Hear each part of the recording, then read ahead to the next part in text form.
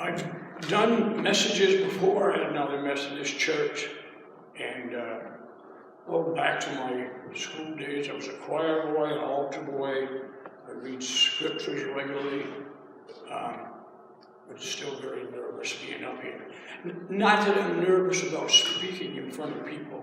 I'm nervous in wishing to deliver a good message. Any messages I've ever done, they're not long. They're short, but I think it's to the point of what I'd like to deliver. And somebody told me that once, and so here's hoping that I deliver. If I can think one of you of having me saying one sentence that you like, then I'll be happy. Jesus was telling his disciples about how it is to be a servant. Jesus too was a servant, serving his Father in heaven. And these plans were made by God before he made the heavens and earth. Sometimes I wonder, God is, was, and always will be, even to the end of time. It's funny, sometimes in my quiet moments, I say to him, before he made the heavens and earth, what did you do all that time? It's hard to fathom. So when Jesus was on earth to do God's will, he too suffered and was tempted. He was like us, human in body, but he did a lot of suffering and was weak from suffering and being tempted.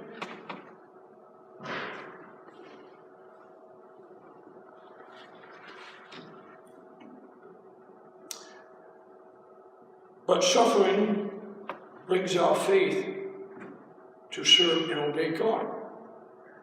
And sometimes I think the more we have faith, the more we will become better Christians. God heard Jesus praying and helped him because Jesus was willing to serve and obey God. So also, we can say that suffering to serve and obey God brings stronger faith. Now, when we are weak and tempted, as we pray and have faith, we are helped. The Lord said, "Never will I leave you or forsake you. I will be with you till the end of time, no matter the circumstances." Which reminds me of footprints. There are two sets of footprints in the sand, and with the Lord walking with us. Then all of a sudden there's only one set of footprints. And the Lord was asked, when I was having troubles and problems, you promised to be with me, but I only see one set of footprints. He said, when you were having problems, I was carrying you. There are many people in the Bible who had faith and served. In Deuteronomy, Moses lay prostrate for 40 days and 40 nights, praying to God to not destroy his people for being wicked. Noah was told by God, build an ark. I'm going to rain and destroy the earth because of the people's wickedness. Can you imagine the taunting that he must receive building this big ark in this beautiful weather out? But he had faith and he served God. Then there was Abraham, who trusted, believed, and served God. And God told him to go off to another land, a land where he didn't know where it was. It'd be like saying, God telling you to go to somewhere in Michigan, not knowing where you're going. It had to be scary. But he did it, served, and had faith that God was going to take care of it. And then him and Sarah bore a child at a very, very old age, which was not possible, but only through God. And then I guess the worst thing that could have happened to him was when God told him to sacrifice his only son. And he went to do it knowing that God would probably bring his son back to life for him. That's pretty true faith, pretty true serving. Another example of faith and serving is in Daniel. Nebuchadnezzar ordered everyone to worship and bow down to a golden idol that he had built. Well, there was 3 men, hope I get these names right. There was Shadrach, Meshach, and Abednego. They refused to do it. And they were thrown in a very hot furnace.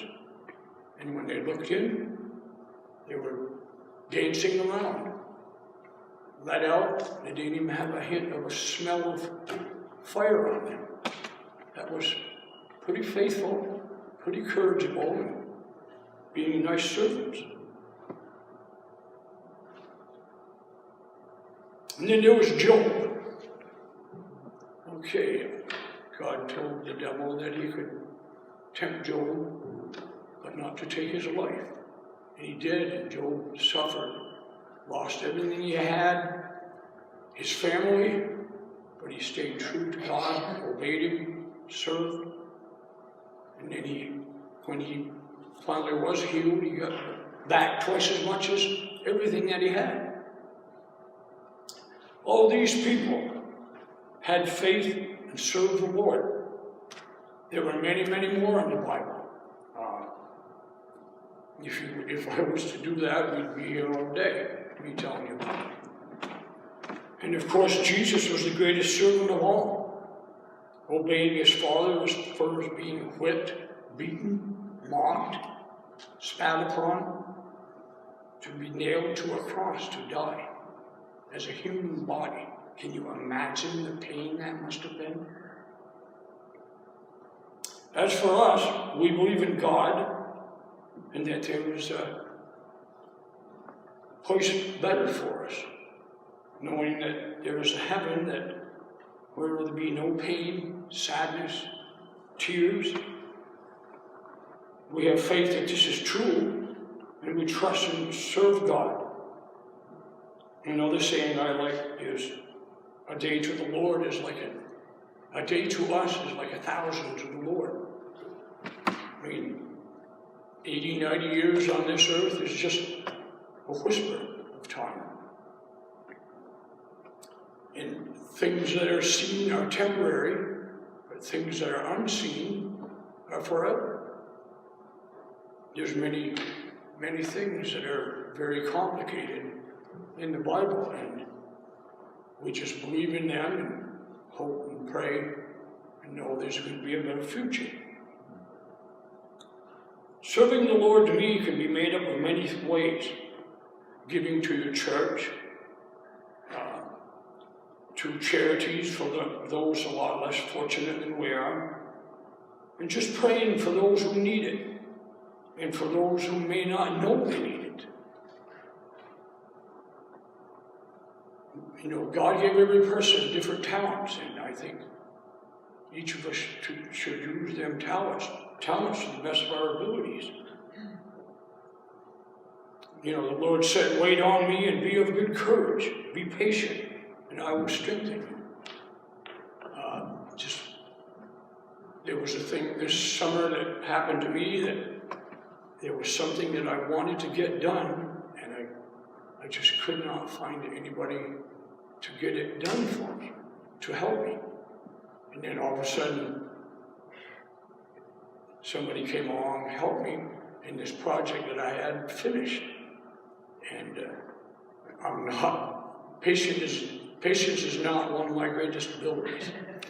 And, but I learned that by asking you can get things done for you.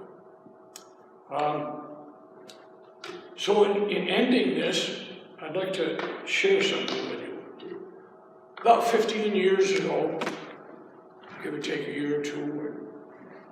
I was in my office waiting for a meeting, and I looked down at this book. It's called Left Behind. I picked it up and I just started glancing at it, reading. And what it was it was a series of books written by these two ministers, fictional books, starting from the rapture and all the way through up until the end of time. And I really got caught up in these books. And each time I'd finish one, I'd go to the library and I'd get another one. I read them. And after reading it, things changed for me. I mean, I always went to church. I always helped out in anything I could. I had a Bible, but I never read it really, But after that, I started reading the Bible, and it just changed my life all around. And I never forgot it, that those books and reading that. And like I said, I'm very happy that happened to me, because I have grown in faith, courage, patience, and serving so much in 15 years. And so like I said, I hope that anything I said meant something to you. And yes, I'm nervous, but I'm not nervous about, I'm nervous about giving a good message, because you are my church family. And that means a lot to me. Thank you very much.